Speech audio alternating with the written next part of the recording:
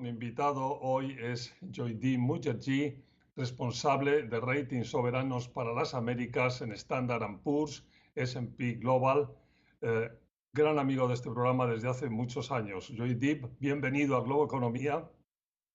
Muchas gracias.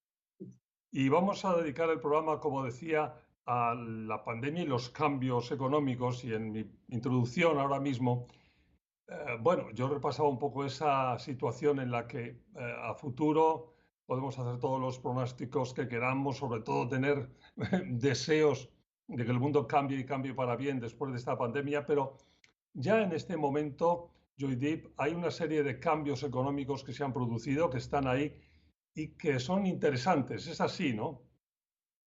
Sí, porque dado las circunstancias del mundo, todos estamos cambiando nuestro pensamiento y nuestras políticas, que sea en los países avanzados o desarrollados o países emergentes, es claro, pero todavía no hemos salido de la tormenta, la pandemia, entonces tal vez se vislumbra unas salidas, pero todavía es muy, no hay certidumbre dónde vamos. El tema del déficit fiscal.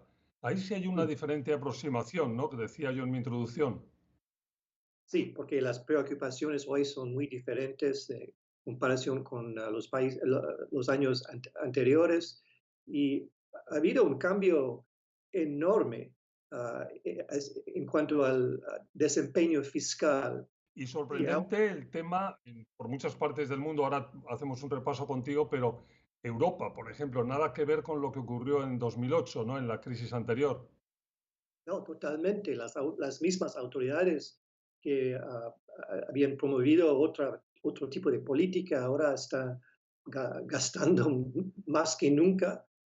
Es una apuesta, porque todavía no sabemos qué va a pasar, pero es una apuesta que con más gasto fiscal y con una política monetaria más agresiva que nunca, los países pueden regresar a la senda de crecimiento económico sostenible. La política monetaria también ha sido, por lo menos la decisión del tipo de política monetaria, mucho más de ayudar en la situación ha sido muy rápida y muy distinta, ¿no?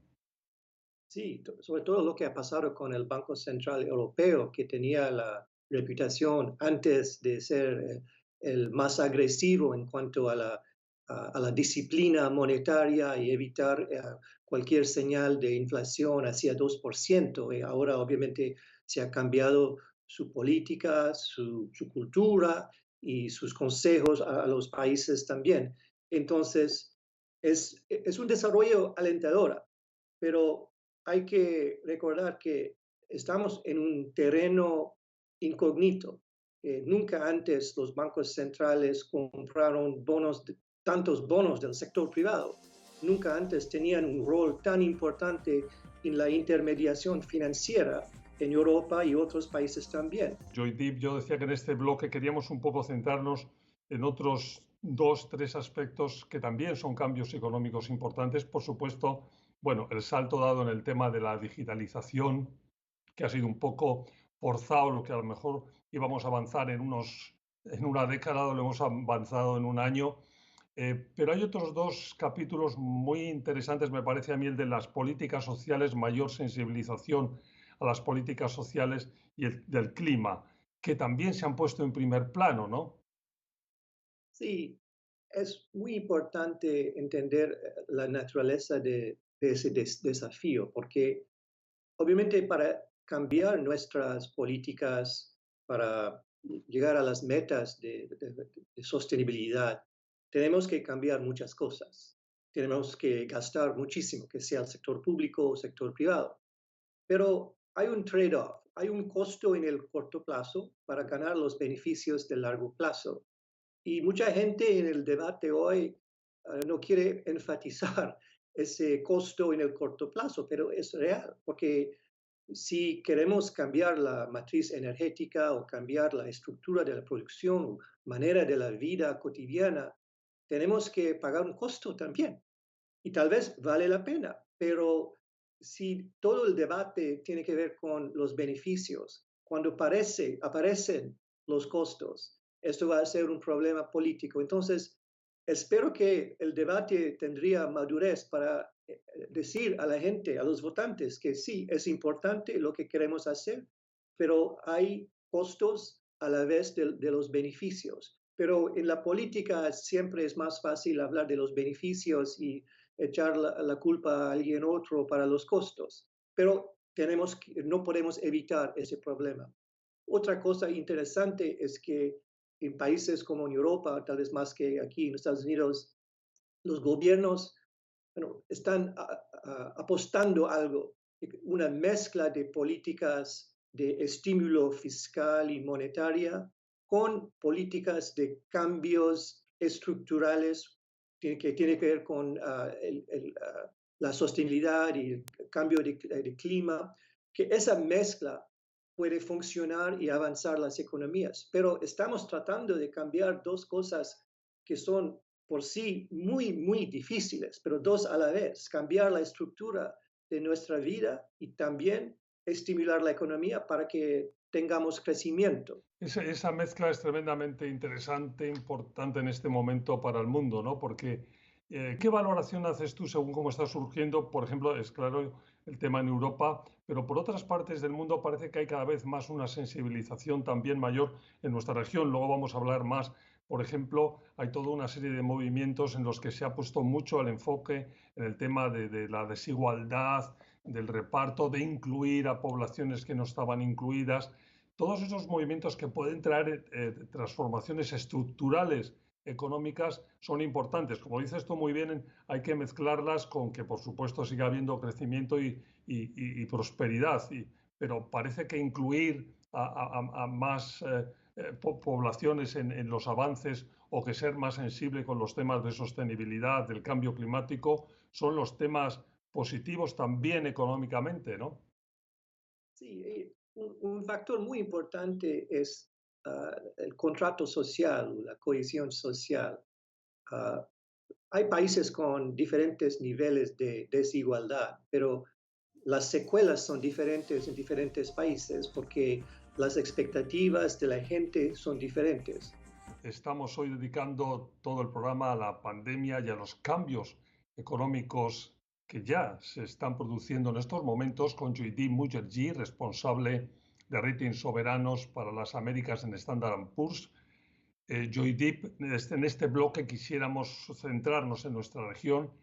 Y nuestra región ha sido y está siendo, decía yo, especialmente golpeada por la pandemia, pero también hay todo un momento de oportunidad, ¿no? Yo he visto, tú que conoces también la región y que lo estudias continuamente, he anotado aquí una frase en relación con el análisis de la América Latina que hacías tú recientemente. Decías, el progreso económico necesita ir unido al progreso social y político para ser consistente y durar. Eso está muy unido a esto que hablábamos de tener un poco en foco los dos temas del crecimiento, pero también de la inclusión y de un futuro diferente, ¿no? Sí, es un tema muy importante para toda la región, todos los países. Después de la pandemia en 2020, la región que ha sufrido más bajas en las calificaciones soberanas que hacemos es América Latina. Casi 40% de los países han sufrido que sea una baja en la calificación o un cambio negativo en la perspectiva sobre la calificación, que quiere decir, que quiere enfatizar tu punto, que es la región más golpeada. Pero, ¿por qué más golpeado? Porque tenía debilidades muy importantes antes de la pandemia. Son como las condiciones preexistentes que quiere decir que hay menos apoyo cuando hay un shock desde afuera, como la pandemia. El problema es que hay éxitos en la región, pero cada país, aun con sus éxitos, tiene debilidades que son las vulnerabilidades que se refleja hoy en la realidad. Joydeep, nos vamos a tener que ir enseguida, pero en lo poquito que nos queda, tus recomendaciones para que ese avance del que hablabas en la región se pueda hacer realidad en este nuevo escenario post-pandemia que esperemos que no tardemos en estrenar. Bueno, y decía que si hay un debate sobre la meta, cómo llegar a la meta, solo para dar un ejemplo, todos dicen que la gente más vulnerable merecen más apoyo, sobre todo hoy. Pero hay países que dan apoyo a casi toda la población, incluyendo a gente que no son tan pobres. Hay otros países que tienen políticas más focalizadas hacia la gente que son la meta de la política, gente más pobre. Entonces, ¿cómo cambiar el gasto social? El problema no es falta de gasto social, sí, es un problema en general, pero hay países que gastan muchísimo más que otros países, pero los resultados sociales no tienen correlación con el nivel de gasto social en la región, que quiere decir que la eficacia, la focalización es diferente en diferentes países. Entonces, ¿por qué no hay un debate sobre cómo mejorar la calidad del gasto, no solo cómo ampliar el nivel de gasto para llegar a la meta? Pienso que hay una oportunidad entre los partidos y movimientos políticos para cambiar esas reglas. Hace 15, 20 años, pienso que la región, como era, la gente decía que si pasaría otra tormenta, vamos a sufrir hiperinflación, que no es el caso.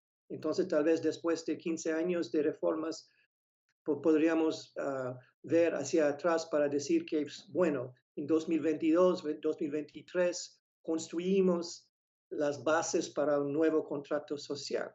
Es factible, es difícil y tal vez la receta es diferente en cada país, pero pienso que hay una ventana de oportunidad para avanzar con esas políticas, porque hoy nadie quiere decir que no quiero atender a los problemas sociales, nadie quiere decir que quiero bloquear mi acceso al mundo y regresar a la autonomía económica. No, todos estamos integrados en el mundo, aún la izquierda en los países de América Latina ahora no dice que quieren romper los tratados de libre comercio, pero tal vez cambiar las reglas del juego, pero con reglas.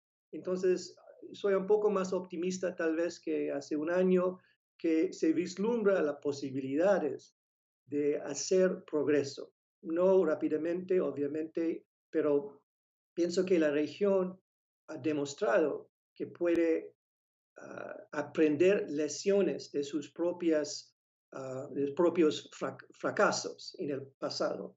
Por eso tal vez podemos aprender un poco más de la tragedia de la pandemia. Joydeep, se nos ha terminado el tiempo. Muchas gracias por haber estado con nosotros y por haber hecho este repaso de los cambios económicos que ya están aquí y algunos que seguramente están en el horizonte después de la pandemia. Muchas gracias. Muchas gracias a usted. Fue Joydeep Mukherjee, responsable de ratings soberanos para las Américas en Standard & Poor's S&P Global. Muchas gracias a ustedes por su atención.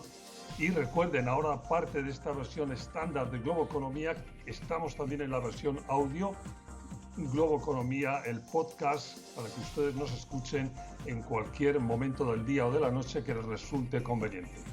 Que estén bien y hasta la próxima semana.